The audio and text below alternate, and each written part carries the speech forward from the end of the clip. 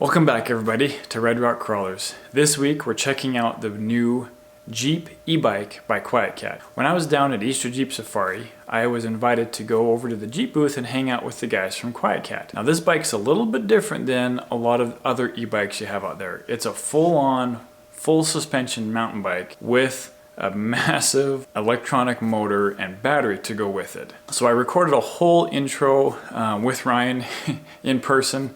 I wasn't really thinking about it at the time, but I had my mask on. You can't really hear me, so I'm doing it now so you can actually hear me. I'm just gonna jump right into it. Ryan's gonna go over the bike itself, give us some of the tech specs, and explain what makes the Jeep e-bike a little bit special and unique. And then we're gonna go for a ride and get some hands-on experience with it. Yeah, absolutely, thanks. So we're with QuietKat Electric Bikes, like you said, and we're really proud of our partnership with Jeep. Jeep came to us a couple years ago and saw our off-road bikes and said, the synergy between what you guys are doing in the electric bike and what we do in the off-road lifestyle is just right on point. So we started developing the Jeep e-bike kind of in secret a bit alongside the new Jeep 4xe and of course the electric concepts that we're seeing out of them. Right. So not only the synergy in the off-road capability, but also the synergy with that all-electric kind of movement, going green, and just the evolution of everything in this off-road electric world. Right off the bat, the very first thing you see, of course, is the big fat tire. Right. The fat tire bikes is becoming really popular, especially up in areas where you have a lot of sand, where you have a lot of snow, or just a lot of variety in terrain. So just like in your Jeep, you can air these up, air them down. Yeah. It really gets some capability in a variety of different pieces of terrain. The other thing you notice right away, of course, it's a full suspension frame. Yeah, right. This is not a toy. Yeah. It's the real deal. You've got a true 4-bar linkage in the rear end. You've got a RockShox damper here to keep everything under control. Okay. And that's paired with a 750-watt motor.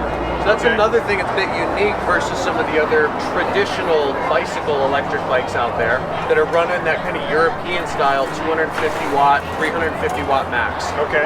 The Jeep bike comes stock with a 750-watt motor. We also sell an unlimited kit that'll boost it all the way up to 1,000 nominal watts with a 1,500 watt peak. When you're driving in some areas out here in the country now where you'll get to the end of the trail where your Jeep legally can't go anymore and it's no motorized beyond it. Okay. That's where we say when the road ends, the adventure continues. Okay. Cool. This thing does really, really well once you get off of those real true bicycle trails and you get out into some of those Jeep trails and you get out into some of those really rugged trails that a traditional bicycle is just not going to have the capability to maneuver. Or on something like Hell's Revenge where you've got super, super steep hills going up, super steep hills going down. You want to have all that extra power and of course all the extra grip. Yeah. That also leads me up into the front ends where you have this inverted suspension fork. It's much, much stiffer to handle the weight and the power that's going to be transferred through here, which is why you see this inverted fork like you'd see on an enduro motorcycle. Okay. Yeah. Yeah. So speaking of the weight, how does it compare to other e-bikes? Sure. Put on the same page there. So with this one, like we said, you got a big, powerful motor. Yeah. Inside this down tube here, you've got a 696 watt-hour battery. So you've got a lot more battery power and a lot more motor power than that traditional e-bike. Okay. With that's going to come a little more weight. Like we said, we've overbuilt it to really handle the rugged terrain, so it also brings a little bit more weight. The nice thing is it sits right between a bicycle and a motorcycle. Yeah, okay. So this thing weighs about 60 pounds without the battery. The battery weighs about another 15 pounds on there, so you're looking at about 75 pounds overall on the bike. Okay. Which is great for keeping it planted, keeping the suspension working. Oh, and then as far as the gearing goes, you have what, a 1x12? So it's a 1x up front, and then we actually have a wide range 9-speed. 9-speed, okay. It's got the same range as your new modern 11 and 12-speed systems, but what we found is with the electric motor, you don't need all the tiny little steps in between gears. Okay. So this is kind of a less is more scenario. So 9 gears is just enough to have the range that you're looking for, and to have the steps in between each gear that really makes sense for the transmission when it's paired to this much power. I guess the one other component that we haven't mentioned yet are the brakes. What we're using here is a 4-piston brake from Tektro. So similar to a big caliper on a Jeep, you've got a full 4 pistons in each caliper. Okay. And this actually has a 203 millimeter rotor, similar to what they use in downhill World Cup racing. Okay. So most powerful brake you can get on the market.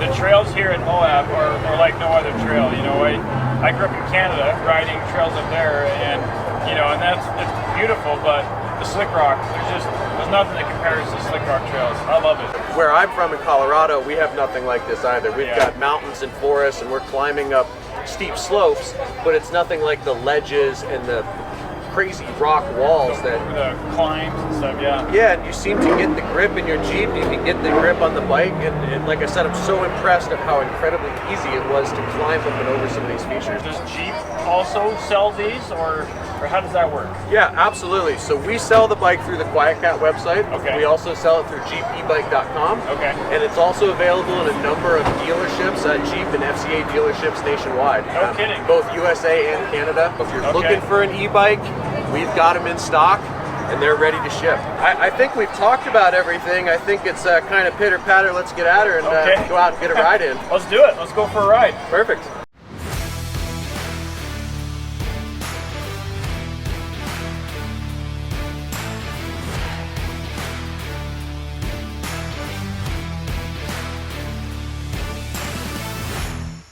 So behind me here is just a little hill. I'm gonna ride up it with some assist and just see how it goes, and then I'm gonna try full throttle mode and see how that does. So I spent about an hour riding this bike around the Fins and Things trail. The time I did get to spend on the bike, it was really mind-opening. I'd never really considered an e-bike before. Like I said, I've ridden lots of mountain bikes, you know, over the years. Maybe I'll get to share some of my mountain bike adventures with you guys here in the future, but I just wasn't really sure what to expect riding an e-bike because I've never ridden one before. As soon as you start pedaling on this bike, the motor kicks right in and helps you to pedal along. And I was blown away at how fast I could go up hills.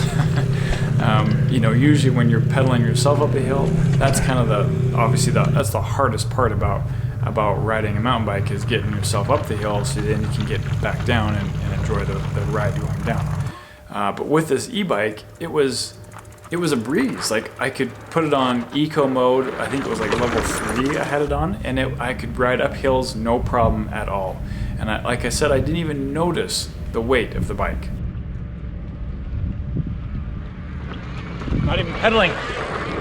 Okay, so just to sum up, here are my thoughts on the bike. First of all, it rode great. It rode way better than I thought it would. The gearing, I thought, could be an issue because most modern bikes now have a 1 gear in the front and 12 in the back, so it's called a 1x12, and this was a 1x9, so it doesn't have quite the same range as a standard mountain bike.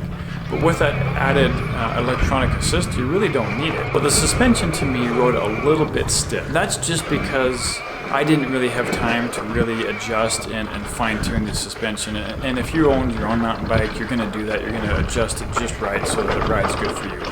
And it wasn't really set up for me, it was set up, you know, just as a demo. And then my final thought is electronic controls were super easy to learn. It only took me a few minutes to learn how to shift kind of between the electronic assist levels.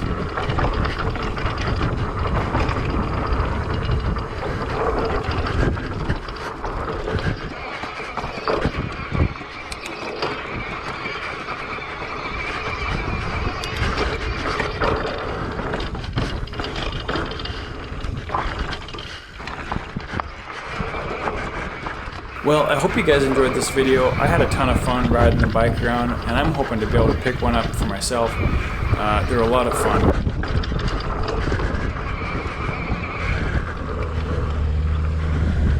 Alright, well, thanks for watching, everybody.